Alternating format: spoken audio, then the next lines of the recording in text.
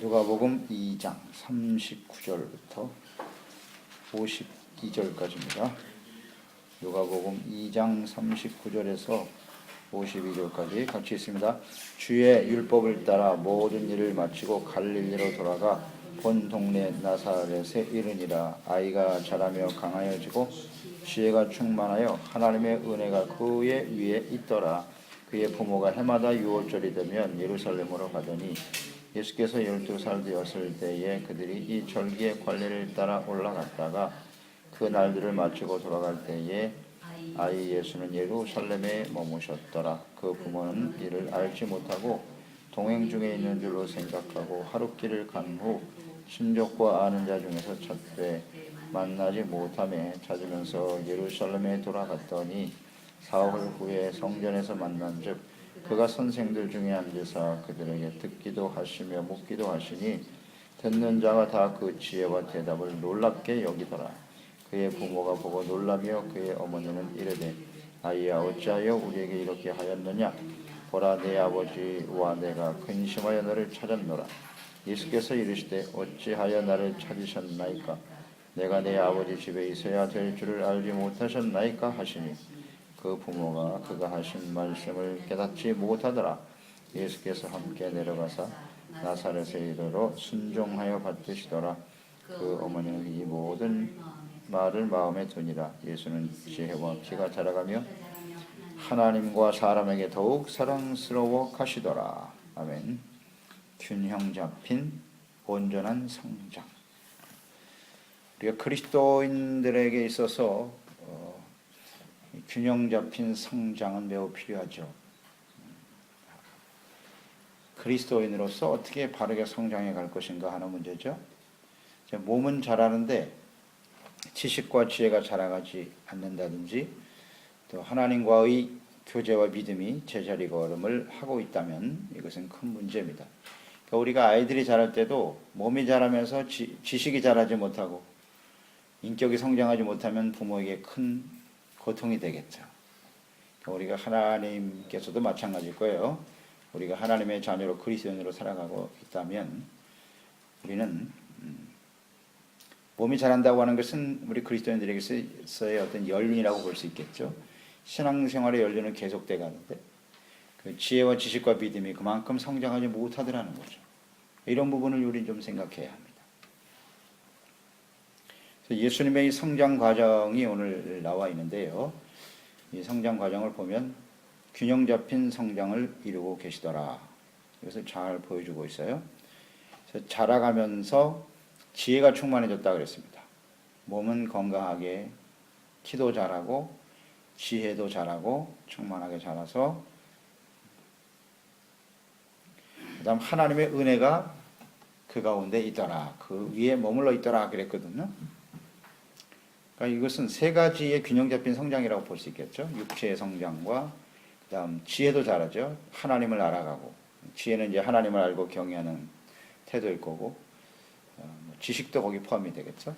그 다음에 이제 하나님의 은혜가 있었다. 이것은 이제 하나님과의 영적인 교제가 영적인 성장이 하나님의 은혜 가운데 계속 성장해 가고 있었다. 그러니까 예수님의 성장은 우리 그리스도인들에 있어서의 어떤 성장 모델이라고 볼 수가 있습니다. 이런 균형 잡힌 성장을 이루어 가야 한다. 그래서 우리가 생각합니다. 그래서 자라가면서 점점 자라, 점점이란 말이 이렇게 자꾸 성장해 간다는 거죠. 때를 따라서 계속 성숙해 가는 것이 필요하다.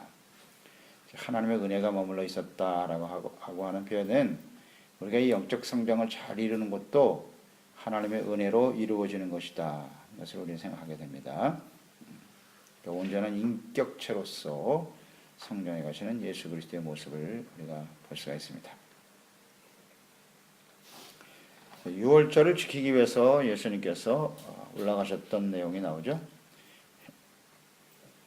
유월절이 되면 예루살렘을 가더니 예수님께서 이제 12살 때에 있었던 일들이 기록되어 있습니다.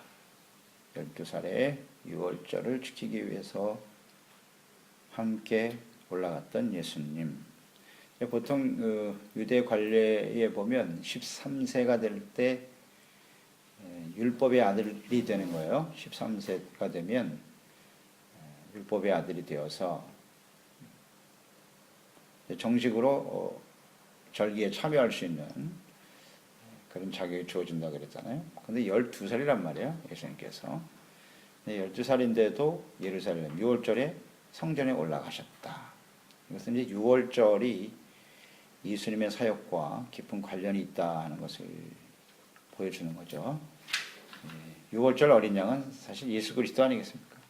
그러니까 예수님께서 그 6월절 날 올라가셔서 그곳에서 선생들, 랍비들과 율법에 관해서 하나님의 말씀과 뜻에 관해서 서로 이렇게 듣기도 하고 질문도 하는 그런 모습이 잘 나타나 있습니다. 43절, 46절의 내용은 이 부모가 예수님을 잃어버리고 내려가는 모습이 나와 있죠. 동행 중에 있는 줄로 생각하고 하룻길을 갔다. 하루가 가도록 예수님께서 함께 계시다는 사실을 알지 못했다. 그러니까 예수님을 잃어버린 부모. 이것은 그래서 부주의한 모습일 수도 있고요. 예수님에 대해서 좀 이렇게 관심이 없는 그런 모습. 왜 예수님을 잃어버릴 수밖에 없었을까? 3일 사흘 후에 찾아 헤매다가 예루살렘에 올라가니 성전에 계시더라. 성전에 계시더라. 그러니까 예수님이 성전에 아버지 집에 성전에 계셔야 될 것을 어찌 모르십니까? 라는 말씀을 하셨는데요. 이 12년 동안 그 아이를 키우면서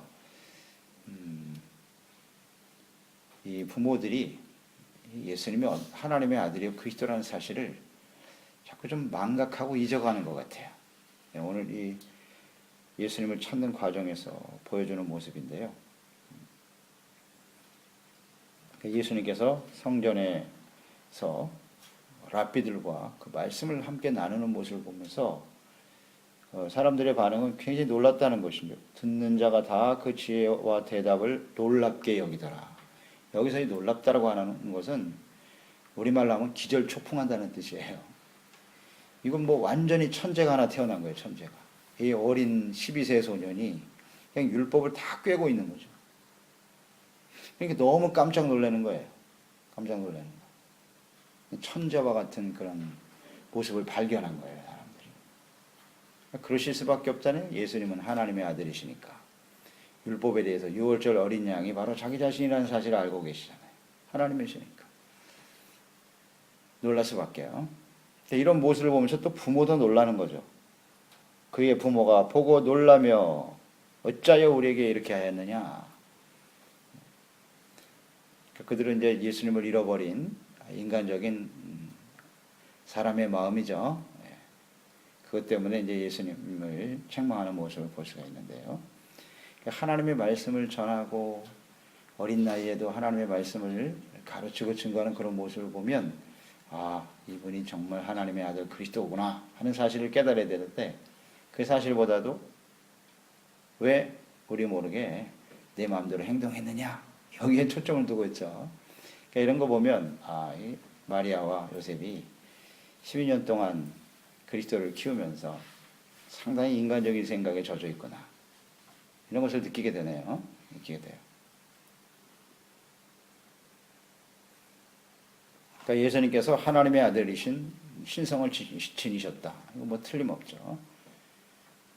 매우 놀라시니까요. 사람들이 다 놀랄 정도로 어린 나이에 그 모든 진리를 깨닫고 있었다. 하나님이시다라는 걸 보여주고 있고요. 놀라고 있는 그 부모들에게 내가 아버지 집에 있어야 할 것을 어찌 모르십니까? 이런 대답을 했는데요. 이 말씀을 보면 내 아버지 집, 내 아버지라는 표현을 썼잖아요. 내 아버지. 그러니까 이미 12세에 예수님은 자신이 하나님의 아들이시라는 사실을 잘 알고 있었다. 내가 마땅히라는 표현이 나오잖아요. 내가 마땅히 하나님의 집에 있어야 되는 건 당연한 일 아닙니까? 있어야 될 줄을 알지 못하십니까? 마땅히 하나님의 아버지 집에 있어야 된다. 당위성. 당연하다는 거죠. 하나님의 아들이 하나님 아버지 집에 있는 건 너무나 당연한 일인데 그거 이상한 일 같이 이야기하십니까? 라는 표현이죠. 이런 걸 보면 자신에게 주어진 사명, 자신이 해야 할 일이 무엇인지 이것을 분명히 예수님은 알고 계셨다. 알고 계셨다. 그러니까 여기서 이제 중요한 단어가 정체성과 사명이죠. 정체성과 사명. 나는 하나님의 아들이다. 비록 사람의 몸을 가지고 지금 요셉과 마리아의 자녀로 성장하고 있으나 어린 소년이었던 예수님은 이미 자신의 정체성을 알고 있다는 거죠. 그게 중요한 거예요. 그리고 내가 마땅히 아버지 집에서 하나님의 말씀을 가르치고 증거하는 것은 당연한 일이다. 마땅히 해야 할 일이라는 사실을 알고 있단 말이죠. 자, 이런 과정을 보면서 우리가 그리스도인으로 살고 있지 않습니까? 우리는 누굽니까? 나는 누구예요? 당연히 우리는 예수 믿고 거듭난 순간부터 하나님의 자녀 아니겠습니까?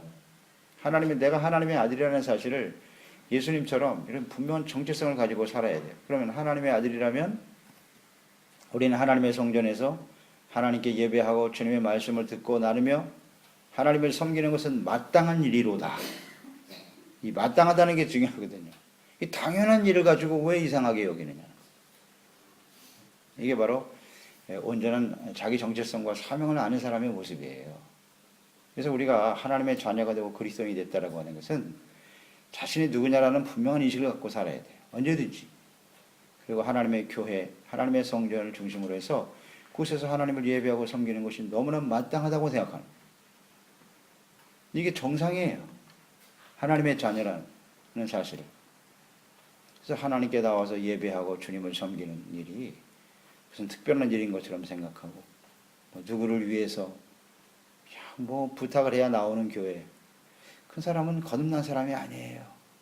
그건 하나님의 자녀가 아니라고 봅니다. 당연하다고 생각해야 되는 거예요. 너무나 마땅한 일이고 그래서 주님의 말씀을 듣고 하나님을 더욱더 알아가며 성숙해가는 것이 맞지 않습니까? 당연한 거예요. 근데 그 당연한 일을 왜 또 부모는 이상하게 여기고 놀라냔 말이에요. 그러면 예수님에 대해서 어떤 기대를 가지고 있었느냐 하는 거죠. 이 부모들이 말이에요. 잘 인식하지 못하고 있었던 거예요. 그리고 여기서 우리는 삶의 우선순위 이런 걸 생각해야 되겠죠. 우선순위. 부모는 자기의 자식으로서만 생각하고 있었는데요. 예수님이 이 땅에 오신 이유가 뭔지 그리스도로서 하나님의 아들로 성전에서 하나님의 말씀을 가르치고 증거해야 될 이 중요한 사명이 무엇인가 이런 것들을 제대로 이해하지 못하고 있는데 오늘 우리도 그런 인간적인 생각으로 살아갈 수가 있다는 거죠.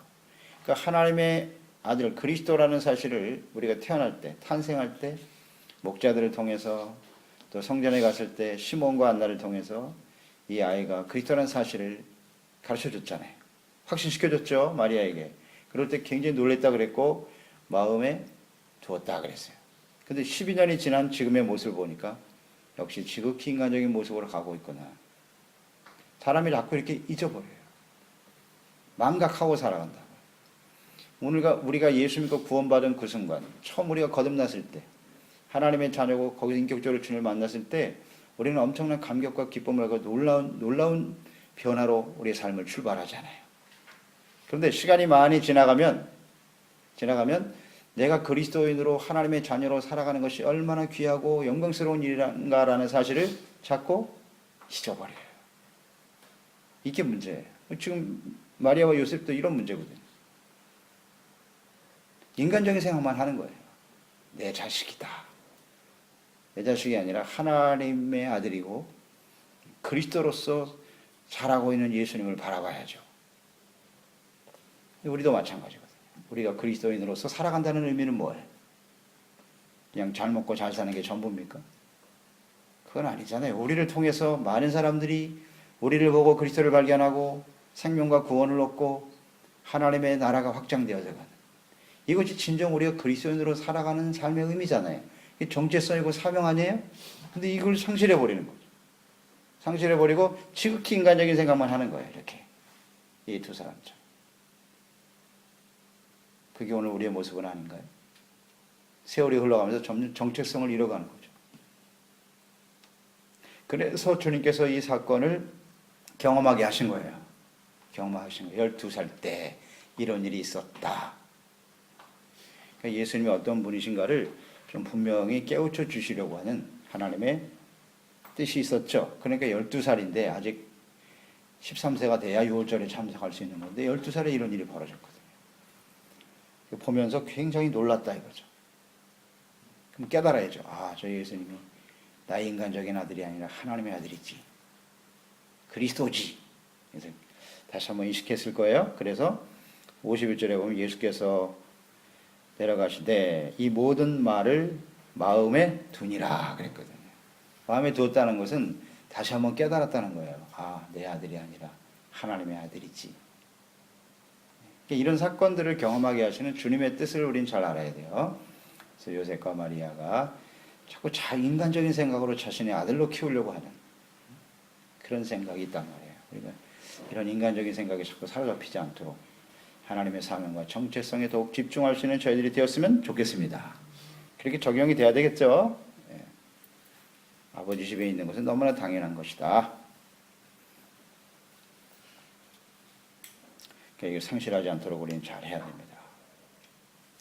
그 다음에 이제 52절에 보면 예수님께서 지혜와 키가 자라가면서 하나님과 사람에게 더욱 사랑스러워 가셨다라는 표현. 그러니까 예수님의 성장 과정이 완벽한 성장의 모델이거든요. 하나님의 자녀로 살아가는 사람들의 온전한 모습, 신앙의 연륜이 쌓여갈수록 지혜가 충만해져서 지금 12살에 이 정도로 이제 하나님의 말씀을 잘 알고 계셨는데, 물론 하나님이셨기 때문에 그렇지만, 우리가 한 12년 동안 하나님의 말씀을 배웠다고 생각해 보세요. 나의 신앙생활이 몇 년인가 잘 생각해 보시고요. 내가 하나님의 말씀을 이렇게 정확하게 이해하고 깨닫고 있는가. 이 지적인 성장이죠. 하나님의 말씀에 대한 지혜와 지적인 성장이 계속 이루어져 가고 있는가. 신앙의 연륜에 걸맞는 하나님을 알고 주님을 바르게, 하나님의 말씀을 알고 하나님의 뜻을 바르게 알고 성장하고 있는가? 만약에 그렇지 못하다면 아직도 영적 어린아이죠. 어린아이입니다. 그리고 이 성장해 가면서 나타나는 열매, 하나님의 은총, 은혜 가운데 살아간다는 걸 항상 잊지 말아야 돼요. 은혜가 그 위에 임하였더라 그랬으니까 모든 과정이 은혜로 되는 것임을 깨닫고, 은혜는 언제나 겸손과 감사로 나타난다 그랬죠. 겸손한 모습으로 감사하며 살아가게 되는 것이다. 그래서 하나님과 사람 앞에 더욱 사랑스러워 가셨다. 특히 51절에 보면 순종하여 받으시더라 이런 표현이 나오죠. 그러니까 예수님의 공생의 사역이 시작되기 전까지 부모님을 잘 순종했다. 순종하며 살았다. 그러니까 사람으로서의 본분도 다 하셨고, 순종의 삶을 잘 사셨다는 것이고, 또 잘 바르게 지혜와 또 하나님의 은혜 가운데 잘 성장하심으로써 그 성장의 결과가 하나님과 사람 앞에 더욱 사랑스러워 가셨다. 그러니까 하나님께도 사랑스러워 하셨고 사람들에게도 역시 기쁨의 대상이 됐다라는 사실이죠. 이것을 좀 우리가 잘 깨달을 필요가 있어요. 이것이 균형 잡힌 성장의 결과입니다. 균형 잡힌 성장의 결과. 우리가 바르게 성장하고 자라야 하나님께도 사랑받고 사람들에게도 사랑받는 모습으로 살아가게 되는 것입니다. 그렇죠? 이 부분 중에 어디가 잘못되면 하나님과 사람 앞에 기쁨을 주기가 참 어렵다라는 거 우리가 생각합니다. 그래서 이 예수님의 균형 잡힌 성장을 우리가 온전히 모델로 삼아서 참 하나님으로 이 땅에 오셨지만 역시 참 사람으로서 사람이 성장하는 과정을 그대로 거치시면서 바른 성장을 이루셨던 예수님의 모습을 볼 수가 있죠. 그러니까 우리도 하나님의 자녀가 됐다라는 것은 예수님이 참 사람이시면서 하나님의 아들이셨던 거죠. 우리도 마찬가지거든요. 사람으로 살던 우리가, 사람으로만 살던 우리가 예수 그리스도를 영접하는 순간 하나님의 아들이 되는 거예요. 예수님과 같은 위치에 서는 거죠. 이게 정말 영광스러운 일입니다. 하나님의 아들이 되는 거라고요. 그 자녀로서 하나님의 성령에 감동된 하나님의 아들로서 우리가 어떻게 살아가야 하는지 이런 부분에 좀 우리가 더 많은 관심을 가지고 하나님 아버지, 하나님과 사람들 앞에 사랑과 기쁨을 줄 수 있는 사람들이 되었으면 좋겠습니다. 기도하겠습니다. 하나님 아버지, 예수님의 이 성장 과정을 보면 한마디로 균형 잡힌 성장이죠. 온전한 성숙을 통해서 하나님과 사람 앞에 사랑스러워 가셨다. 그렇습니다. 우리가 이 바른 성장이라고 하는 것은 하나님 앞에서 신앙의 연륜으로 더 나아가서는 지혜와 지식과 온전한 인격체로 또 하나님의 은혜와 또 선의 감동하심을 따라 그리스도의 몸된 교회를 중심으로 하나님의 말씀을 잘 배우고 섬기고 참 사람으로 혹은 참 하나님의 아들답게 정체성과 사명과 또 우리가 해야 될 일이 무엇인가 그 사명에 대한 당위성 이런 걸 좀 분명히 인식하고 그리스도인답게 바르게 성숙해가는 저희들이 될 수 있도록 도와주옵소서. 예수님의 이름으로 기도드립니다. 아멘.